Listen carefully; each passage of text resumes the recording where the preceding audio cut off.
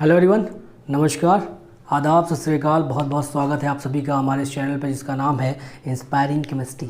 तो चलिए आज शुरू करते हैं सॉलिड स्टेट का लेक्चर नंबर 2। ठीक है, सॉलिड स्टेट का लेक्चर नंबर 2 जो है वो क्रिस्टलाइन सॉलिड के बारे में है।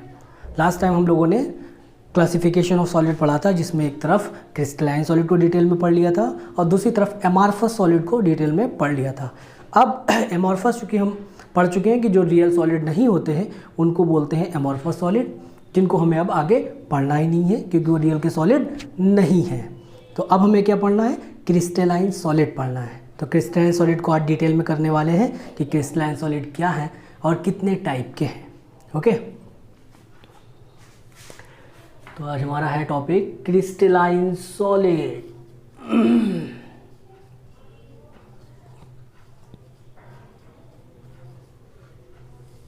ओके, तो क्रिस्टलाइन सॉलिड का यहाँ हम पढ़ने वाले हैं क्लासिफिकेशन। तो क्रिस्टलाइन सॉलिड 4 टाइप के होते हैं। क्रिस्टलाइन सॉलिड रियल में जो सॉलिड होते हैं उन्हीं को बोलते हैं, ये हम पहले ही पढ़ चुके हैं लेक्चर नंबर 1 में। अगर आपको डिटेल में जानना है कि क्रिस्टलाइन और एमॉर्फस में क्या डिफरेंसेस हैं तो आप लेक्चर नंबर 1 में जाके देख सकते हैं। ठीक है, तो क्रिस्टलाइन सॉलिड कितने टाइप के होते हैं बच्चों? 4 टाइप के होते हैं। First one ionic solid. First one is ionic solid. Okay, दूसरा टाइप का जो है वो क्या है? वो है हमारा मेटालिक सॉलिड। कौन सा? Metallic solid. आयनिक सॉलिड, दूसरा मेटालिक सॉलिड और थर्ड वन हमारा है बेटा कोवैलेंट सॉलिड। कौन सा बेटा? Covalent solid. ओके, और फोर्थ वन हमारा है, लास्ट वन, मॉलिक्यूलर सॉलिड। कौन सा बेटा? Molecular solid. हम इनको बहुत डिटेल में आज पढ़ने वाले हैं इस लेक्चर में। और देखिए सबसे ज़्यादा जो क्वेश्चन आते हैं सबसे ज़्यादा वो यहाँ से आते हैं कोवैलेंट सॉलिड से, तो हम इनको भी कवर करेंगे आज, कोवैलेंट सॉलिड को भी डिटेल में। ठीक है, तो एग्जाम्पल करेंगे 1 बाय 1 सभी के। तो आयनिक सॉलिड पे चलते हैं सबसे पहले। तो आयनिक सॉलिड क्या है भाई? आयनिक सॉलिड मतलब जो आयनिक कंपाउंड है वो इसके एग्जाम्पल हैं। तो आयनिक सॉलिड मतलब आयनिक कंपाउंड, जितने भी आयनिक कंपाउंड हैं वो सभी इसमें हम एग्जाम्पल बना के लिख देंगे, मेंशन कर देंगे। ठीक है बच्चों, समझ में आ रहा है? तो आयनिक कंपाउंड एग्जाम्पल अगर आप लिखने चाहें तो आप इसमें लिख सकते हैं ionic compound. Ionic compound, ionic compound क्या होते हैं बोलो?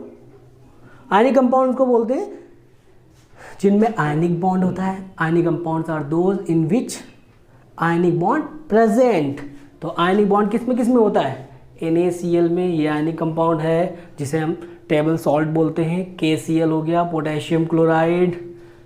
Na2SO4 हो गया बेटा, सोडियम सल्फेट, है ना, पोटेशियम सल्फेट लिख सकते हैं। दूसरा एग्जांपल हमारा पोटेशियम सल्फेट भी हो सकता है। ये सभी आयनिक है। आयनिक मतलब metal non metal. Ionic compound क्या होते हैं?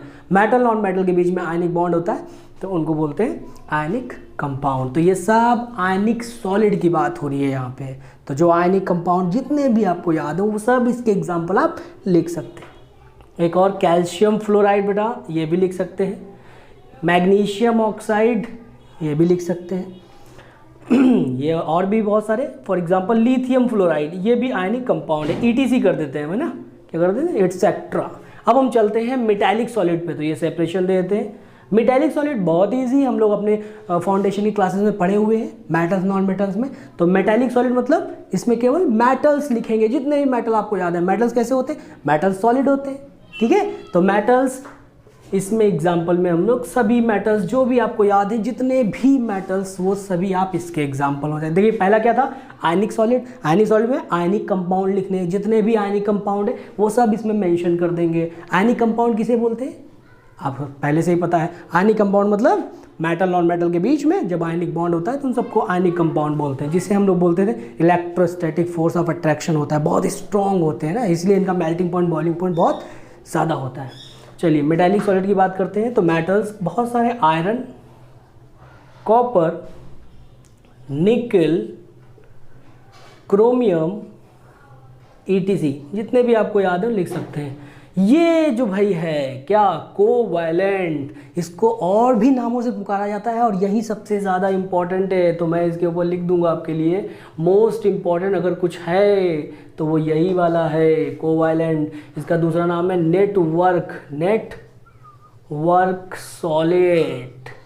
तो भाई नेटवर्क सॉलिड इसे बोलते हैं। एक और नाम है, इसको हम लोग 3 डायमेंशनल 3D सॉलिड, 3 डायमेंशनल मतलब 3D सॉलिड भी बोल सकते हैं। ये सब इसके नाम है, ठीक है, बहुत इंपॉर्टेंट बेटा ये, ठीक है।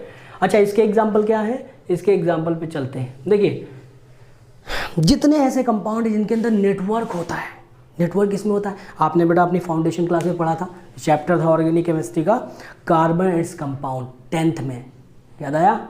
तो कार्बन एंड कंपाउंड जो था उसमें था क्या, कार्बन के एलोट्रोप, डायमंड, ग्रेफाइट, फुलरीन, याद आया ना, बस वही है। तो डायमंड में क्या होता था, डायमंड में आपको याद होगा कि एक कार्बन 4 कार्बन से इंगेज था। इसी तरीके से जो 4 कार्बन है वो भी इसी तरीके से अलग अलग कार्बन से इंगेज थे, मतलब एक कार्बन 4 कार्बन से इंगेज होता है और इस तरीके से ये इंगेज होना बढ़ता ही जाता है, एक्सटेंड होता चला जाता है। तो डायमंड में कैसी, डायमंड क्या है, डायमंड कार्बन से मिलकर बना है और कार्बन नॉन मेटल है, और जो नॉन मेटल वाले होते हैं उसमें कोवैलेंट बॉन्डिंग होती है। तो डायमंड के अंदर कैसी बॉन्डिंग होती थी, कोवैलेंट। और चूंकि एक कार्बन 4 कार्बन से इंगेज होता है और इसी तरीके से ये बढ़ता ही चला जाता है, तो इसको हम लोग बोलते हैं एक्सटेंडेड कोवैलेंट बॉन्डिंग।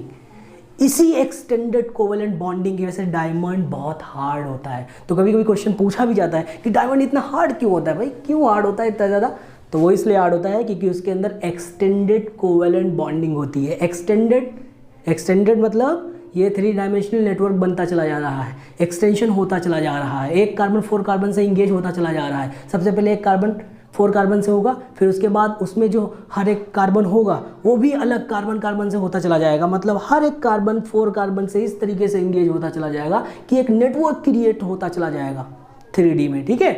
तो ये सभी, तो इसके अंदर हमारा डायमंड एग्जाम्पल हो गया। डायमंड समझ में आ गया सभी को बच्चों, कोई प्रॉब्लम, किसी को कोई डाउट है या किसी से ये क्वेश्चन है कमेंट में आप लिख सकते हैं, है ना। कब मैं सभी क्वेश्चन का आंसर आपको करूंगा, टेंशन मत लो, ठीक है। डायमंड के अलावा ग्रेफाइट, ग्रेफाइट भी आपने पढ़ा था, ग्रेफाइट। एक और एलोट्रोप आपने पढ़ा था, फुलरीन। इन सब के अंदर क्या होता है, इन सब के अंदर एक्सटेंशन होता है, इन सब के अंदर नेटवर्क होता है। तो जितने भी नेटवर्क वाले हैं, नेटवर्क की खास बात क्या होती है, कोई एक मॉलिक्यूल नहीं होता, एक से दूसरा, दूसरे से तीसरा, इस तरीके से बढ़ता चला जाता है, नेटवर्क बनता चला जाता है। तो नेटवर्क वाले जितने भी हैं वो इसी का, इसीलिए आपको कोवैलेंट जो है, कोवैलेंट के नाम से आएगा क्वेश्चन। अगर आपको ध्यान नहीं आता तो इसका ये नाम बहुत इंपॉर्टेंट है, ध्यान रखना। 3D ये नेटवर्क अगर आपको याद आ जाए, ये नाम बहुत इंपॉर्टेंट है। अगर आपको ये नेटवर्क याद आ जाएगा तो समझ लीजिए आंसर आ जाएगा फटाक से। तो नेटवर्क याद रखिए, नेटवर्क मतलब कोवैलेंट बॉन्डिंग वाले, ठीक है। नेटवर्क मतलब कोवैलेंट सॉलिड। तो नेटवर्क जिसके अंदर भी है वो सब कोवैलेंट सॉलिड है। तो फुलरीन। इसके अलावा और भी बहुत इंपॉर्टेंट है बेटा, एक होता है सिलिकॉन कार्बाइड, ये भी बहुत हार्ड होता है।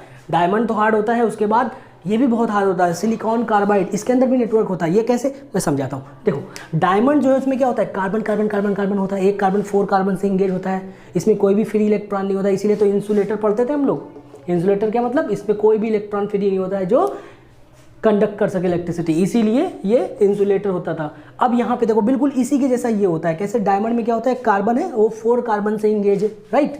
अब इसमें क्या होता है, अगर डायमंड में जो कार्बन है, जो बाकी 4 कार्बन से इंगेज है, उसमें से कुछ कार्बन निकाल के आप सिलिकॉन रख दो। क्यों ऐसा कर सकते हैं, क्योंकि कार्बन और सिलिकॉन एक ही ग्रुप के होते हैं, तो उनकी वैलेंसी भी सेम होती है। इसलिए कुछ कार्बन आप हटा के अगर सिलिकॉन रखोगे तो कोई फ़र्क ही नहीं पड़ेगा, बिल्कुल वैसे ही एक्सटेंशन होता चला जाएगा। तो ये भी हार्ड होता है, ये भी उसी तरीके से एक्सटेंडेड होता चला जाता है। तो सिलिकॉन कार्बाइड भी बिल्कुल वैसे ही हार्ड, मतलब बिल्कुल वैसे ही एक्सटेंशन होता है, सॉरी, ठीक है बेटा। तो सिलिकॉन कार्बाइड के बाद एक होता है बोरॉन नाइट्राइड, BN, हम इसका नाम लिख देंगे बेटा बोरॉन नाइट्राइड। ये भी बिल्कुल उसी तरीके से बेटा होता है, बोरॉन नाइट्राइड। बोरॉन नाइट्राइड के बारे में अगर मैं आपको बताऊं तो जो आपका ग्रेफाइट है बिल्कुल उसी के जैसा इसका स्ट्रक्चर होता है। ग्रेफाइट का स्ट्रक्चर कैसा होता है बेटा, लेयर्ड, इस तरह लेयर बनती चली जाती है, लेयर 3 डायमेंशनल, इस तरह नेक्स्ट नेटवर्क बढ़ता है, मॉलिक्यूल से मॉलिक्यूल जुड़ता चला जाएगा, एक मॉलिक्यूल से दूसरा, दूसरा से तीसरा, इस तरीके से नेटवर्क बनता चला जाएगा, लेयर बनती चली जाएगी, 3 डायमेंशनल, इधर इधर इधर इस तरह से, बनती जा रही। बिल्कुल वैसे ही बोरॉन नाइट्राइड का भी स्ट्रक्चर लेयर्ड होता है। तो कभी कभी क्वेश्चन आ जाता है कि किसका स्ट्रक्चर ग्रेफाइट जैसा होता है, तो बोरॉन नाइट्राइड और ग्रेफाइट दोनों का स्ट्रक्चर लेयर्ड होता है और दोनों नेटवर्क वाले होते हैं, तो इनको हम लोग नेटवर्क सॉलिड भी बोलते हैं। यही इंपॉर्टेंट है थोड़े से। बोरॉन नाइट्राइड के अलावा बेटा एल्यूमिनियम नाइट्राइड भी एक दूसरा कंपाउंड है, एल्यूमिनियम नाइट्राइड। एल्यूमिनियम नाइट्राइड देखो बोरॉन जो है वो जिस फैमिली का है, आप चेक करो बोरॉन किस फैमिली का है, 13 ग्रुप का है। बोरॉन पी ब्लॉक का है, 13 ग्रुप का। तो बोरॉन के नीचे क्या होता है, एल्यूमिनियम। तो जैसे बोरॉन नाइट्राइड है ऐसे बोरॉन के नीचे एल्यूमिनियम ही, वो भी उसी ग्रुप का, तो वो भी वैसे ही बना रहा है। तो एल्यूमिनियम नाइट्राइड भी अगला कंपाउंड है। ये यहाँ पे हम इसका भी नाम लिख देंगे बेटा, एल्यूमिनियम नाइट्राइड। ये भी बेटा उसी तरीके से नेटवर्क बनाता है। ये सब नेटवर्क वाले हैं, ठीक है। जितने भी नेटवर्क वाले हैं बस आप नेटवर्क के नाम से याद रखना, ये बेटा ये नेटवर्क, ठीक है। इसके अलावा एक होता है SiO2, ये लो SiO2, ये भी बेटा नेटवर्क है। ये मोस्ट इंपॉर्टेंट है, इसको याद रखना, ये अक्सर पूछ लेता है। ये वाला मोस्ट इंपॉर्टेंट, वैसे तो पूरा ही मोस्ट इंपॉर्टेंट है पर ये वाला बहुत इंपॉर्टेंट है, ठीक है बेटा, याद रहेगा। ओके चलिए हम लास्ट वन पे चलते हैं। मॉलिक्यूलर सॉलिड कौन कौन से हैं, मॉलिक्यूलर सॉलिड कौन कौन से है ना। तो मॉलिक्यूलर सॉलिड देखो बहुत ईजी। अब मैं बात करने वाला बेटा मॉलिक्यूलर सॉलिड की। तो मॉलिक्यूलर सॉलिड की अगर हम बात करें तो देखिए ये दोनों ना मेटल वाले, मतलब अगर मैं बात करूं तो मेटल किस में आता है, तो देखिए क्या ये आयनिक सॉलिड है भाई, आयनिक कंपाउंड में तो मेटल रहेगा ही, तो इसमें, और ये मेटालिक है इसमें मेटल रहेगा। इन दोनों को छोड़ के इन दोनों में अभी कोई मेटल आने वाला नहीं है, तो इन दोनों में जो एग्जाम्पल लिखेंगे उनमें मेटल नहीं होगा। इसका मतलब ये दोनों की जो एग्जाम्पल, अगर मैं थोड़ी सी सिमिलरिटी की बात करूं कि दोनों में थोड़ा सा क्या कॉमन है, तो इन दोनों में किसमें, कोवैलेंट में और मॉलिक्यूलर में। कोवैलेंट और मॉलिक्यूलर जो होते हैं वो, इनके अंदर हम लोग वो कंपाउंड लिखेंगे जिसमें मेटल नहीं आएगा। मतलब अगर मैं सिंपली आपको समझने के लिए मेथड दूंगी, कैसे समझेंगे कैसे याद रखेंगे, तो उसमें जितने भी कोवैलेंट कंपाउंड होते हैं उसमें से नेटवर्क वाले केवल इसमें रख दिया करो और बाकी जितने भी बचे सब इसमें रख देना। मतलब जिसमें नेटवर्क नहीं है वो सब इसमें, जितने भी कोवैलेंट आपको याद हो वो सब इसमें रख देना, बस नेटवर्क नहीं होना चाहिए। तो फिर से एक बार देख लो अच्छे से बेटा, जितने भी नेटवर्क वाले सॉलिड होते हैं वो सब केवल इसमें रखेंगे क्योंकि इसका नाम ही यही है नेटवर्क सॉलिड। उसके अलावा सभी कोवैलेंट इसमें। फॉर एग्जांपल अगर मैं आपको बताऊं तो देखिए बेटा, इसमें सपोज मैंने लिख दिया CO2, भाई सॉलिड की बात कर रहे हैं तो सॉलिड CO2 होगा तो S लगा देना। ये देखो बेटा, कोई भी चीज़, हाइड्रोजन ये भी सॉलिड होगा, ये लो। आयोडीन, क्या इसमें किसी में नेटवर्क है क्या, CO2 में क्या नेटवर्क है, बिल्कुल नहीं नेटवर्क है। हाइड्रोजन नहीं, आयोडीन नहीं, किसी में नेटवर्क नहीं बेटा। तो क्या होता है, जितने भी नेटवर्क वाले हैं वो इसमें लिख देना, नेटवर्क के अलावा जितने भी बचे कोवैलेंट कंपाउंड। फिर से एक बार देख लो बेटा, जितने भी कोवैलेंट कंपाउंड हैं उनको दो पार्ट में हमने डिवाइड कर दिया। क्या, कुछ कोवैलेंट कंपाउंड ऐसे होंगे जिनके अंदर नेटवर्क होगा, तो नेटवर्क वाले इसमें रख देना। नेटवर्क को छोड़ के जितने भी कोवैलेंट आपको याद हो वो सब आप इसके अंदर लिख सकते हैं। Is that clear to everyone? बेटा कमेंट में लिख के सेंड करो, जल्दी से कमेंट करें, आप हमें कमेंट में बताएं, ठीक है। कमेंट बेटा करते रहें, बताते रहें हमें फटाफट कि आपको क्लियर हो रहा है, ठीक है। तो ये बेटा हो गया CO2, ओके। चलिए हाइड्रोजन हो गया, आयोडीन हो गया, बहुत सारे हैं, बहुत ही। इसमें भी कौन सा एग्जाम्पल है जो आ चुका है, कैम्फर, नैप्थलीन,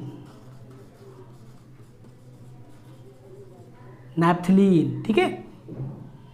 ये देखो बहुत सारे, जो मन चाहे इसमें लिख दो, जितना भी आपको याद आता हो, ठीक है,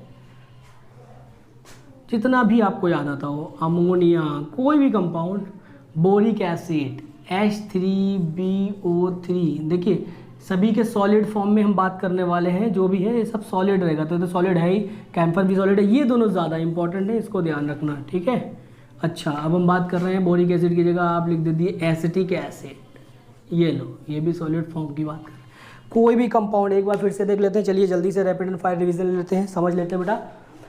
क्रिस्टलाइन सॉलिड का यहाँ पे डिटेल हम लोग पढ़ रहे हैं, तो क्रिस्टलाइन सॉलिड का क्लासिफिकेशन करेंगे तो 4 टाइप के सॉलिड होंगे। कौन कौन से? आयनिक, मेटालिक, कोवैलेंट और मॉलिक्यूलर। अगर आपको याद रखने का मेथड जानना है तो याद रखने का मेथड भी बहुत आसान है। देखिए क्या है बेटा, ये पहला वाला लेटर इसको पकड़िए बेटा, आयनिक I, metallic M, covalent C, फिर मॉलिकुलर M।